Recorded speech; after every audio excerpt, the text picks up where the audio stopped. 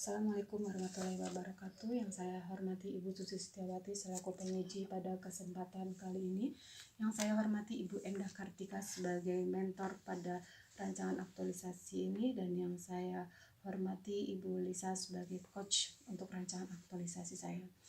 Pada kesempatan kali ini saya akan memaparkan laporan perancangan aktualisasi saya yang berjudul peningkatan penyuluhan kepatuhan minum obat berbasis IT pada penderita diabetes mellitus. Tempat rancangan aktualisasi saya adalah Pusat Pelayanan Kesehatan Pegawai atau biasa kita sebut dengan PPKP, yang bertugas memberikan pelayanan dan pemeliharaan kesehatan kepada para pegawai di lingkungan Pemprov DKI. PPKP ini memiliki berbagai layanan seperti poli umum, poli spesialis, dan pemeriksaan penunjang lainnya. Berikut saya tampilkan visi misi di PPKP. Tugas perawat ahli pertama diatur dalam Permen Pan RB nomor 35 tahun 2019. Dari 15 uraian tugas tersebut, saya memilih tugas melaksanakan pendidikan kesehatan pada individu atau pasien. Setelah berdiskusi dengan mentor, uraian tugas yang bermasalah di PPKP adalah sebagai berikut. Yang pertama, memberikan penyuluhan pendidikan kesehatan pada pasien diabetes mellitus di masa pandemi. Yang kedua, tugas yang bermasalah adalah memberikan pelayanan darurat pada pasien yang memerlukan ruang isolasi di unit layanan darurat medik. Yang ketiga adalah memberikan pelayanan secara tepat waktu.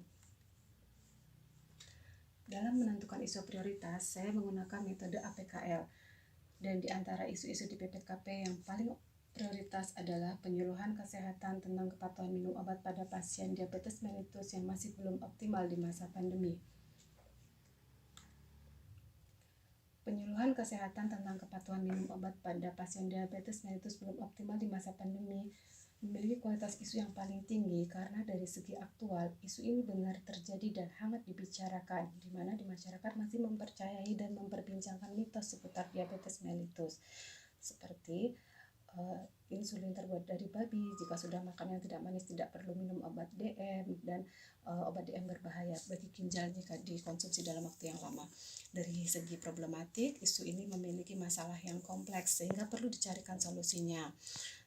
Kemudian dari segi kekhalayakan, isu ini menyangkut hajat hidup orang banyak, di mana data dari International Diabetes Federation, Indonesia peringkat ke-7 untuk 10 negara atau wilayah teratas bagi jumlah orang dewasa yang menderita diabetes mellitus pada tahun 2019.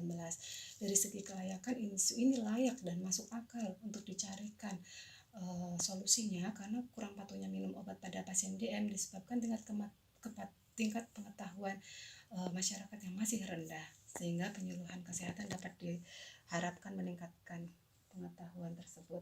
Slide ke-8.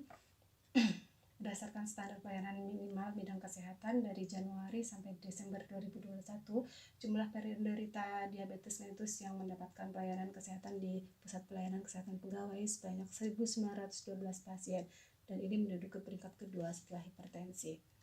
Tampak monitor di ruang tunggu pelayanan belum dimanfaatkan untuk penayangan edukasi kesehatan.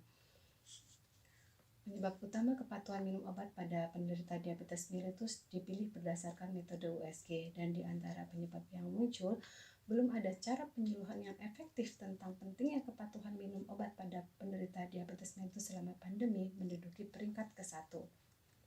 Sebagai smart ASN di masa pandemi ini, perawat harus cakap menggunakan media digital untuk memberikan penyuluhan kesehatan sebagai wujud smart ASN, yakni profesionalisme. Dan dari segi manajemen ASN, jika perawat telah melaksanakan tugasnya sesuai dengan kode etik, yakni tanggung jawab dan cermat.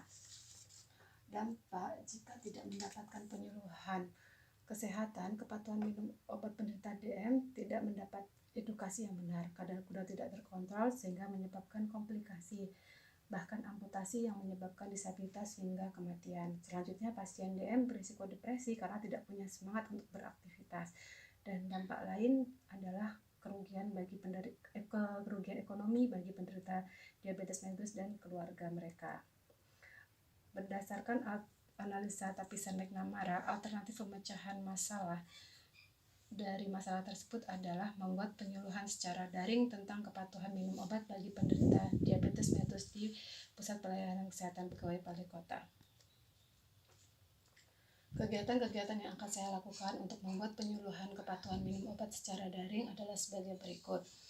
Kegiatan yang pertama adalah pelaksanaan perencanaan kepatuhan minum obat pada pasien diabetes mellitus di Satpolkes Balai Kota. Tahapan kegiatannya, yang pertama saya akan membuat draft perencanaan, kemudian yang kedua memohon izin kepada pimpinan untuk memulai pelaksanaan kegiatan, yang ketiga berkoordinasi dengan teman sejawat di poli umum dan di poli spesialis dalam. Kegiatan ini termasuk dalam nilai-nilai dasar PNS, berorientasi pelayanan, akuntabel, kompeten, harmonis, loyal, adaptif, dan kolaboratif, atau yang biasa kita sebut dengan berakhlak. Kontribusinya bagi misi Pemprov DKI ini sesuai dengan misi Pemprov DKI yang ke-1. Penguatan nilai organisasi dalam kegiatan ini adalah nilai berintegritas, inovatif, berkeadilan, dan kolaboratif. Kegiatan yang kedua adalah membuat video penyuluhan kepatuhan minum obat pada pasien diabetes mellitus di Satpolkes Balai Kota. Tahapan kegiatannya adalah menentukan konsep video. Yang kedua, saya akan mendiskusikan konsep video dengan pimpinan, Kasat Pelianmed, penanggung jawab klinik, dan teman sejawat. Yang ketiga, saya akan membuat atau mengambil gambar untuk video. Yang keempat, mengedit video dan mengunggah video ke YouTube. Nilai dasar PNS ini sesuai dengan nilai dasar PNS yang saya sebutkan tadi, yaitu berakhlak. Kontribusi visi misi ini sesuai dengan misi Pemprov DKI yang ke-1, yaitu Jakarta Kota Aman, Sehat, Cerdas, dan Berbudaya. Penguatan nilai organisasi dalam kegiatan ini adalah berintegritas, inovatif, berkeadilan, dan kolaboratif. Kegiatan yang ketiga adalah pembuatan video penyuluhan kepatuhan minum obat pada pasien diabetes mellitus di Satpolkes Balai Kota. Tahapan kegiatannya yaitu yang pertama, saya akan melakukan pencarian literatur mengenai materi edukasi. Yang kedua, saya berkoordinasi dan berdiskusi dengan Kasat Pelayanan Medik, penanggung jawab klinik, rekan kerja tenaga kesehatan di Satpolkes Balai Kota dalam membuat materi. Yang ketiga, saya akan memohon persetujuan pimpinan mengenai draft materi atau bahan tayang PowerPoint yang akan saya presentasikan. Nilai-nilai dasar PNS ini sesuai dengan nilai dasar PNS yang kita sebut dengan berakhlak. Kemudian untuk kontribusi visi misinya, kegiatan ini berkontribusi pada misi Pemprov DKI yang ke-1, yaitu Jakarta Kota Aman, Sehat, Cerdas, dan Berbudaya. Dan penguatan nilai organisasi dalam kegiatan ini adalah berintegritas, inovatif, dan berkeadilan serta kolaboratif. Kegiatan yang keempat adalah pelaksanaan penyuluhan secara Zoom meeting pada pasien diabetes mellitus di Satpolkes Balai Kota. Tahapan kegiatan yang akan saya lakukan, saya akan memohon izin kepada pimpinan untuk pelaksanaan kegiatan. Yang kedua, membuat undangan secara daring. Terus kemudian memberikan pre-test dan post-test kepada peserta sebelum dan sesudah pelaksanaan penyuluhan. Dan yang keempat, memberikan penyuluhan atau edukasi daring dengan menggunakan aplikasi Zoom. Kegiatan saya ini sesuai dengan nilai-nilai dasar PNS yang berakhlak. Kemudian kegiatan saya ini berkontribusi pada misi Pemprov DKI yang ke-1, yaitu Jakarta Kota Aman, Sehat, Cerdas, dan Berbudaya. Penguatan nilai organisasi pada kegiatan saya adalah inovasi dan berkeadilan. Kegiatan kelima, penayangan video kepatuhan minum obat pada penderita diabetes mellitus di YouTube dan monitor di ruang tunggu Satpolkes Balai Kota. Tahapan kegiatannya, yang pertama, saya akan meminta persetujuan pimpinan untuk mengunggah video di YouTube dan di monitor ruang tunggu PPKP Satpolkes Balai Kota. Yang kedua, berdiskusi dan berkoordinasi dengan teman sejawat. Yang ketiga, melakukan penayangan di YouTube dan monitor ruang tunggu PPKP. Nilai-nilai dasar PNS sesuai dengan nilai dasar PNS yang berakhlak. Kontribusinya sesuai dengan misi Pemprov DKI yang ke-1.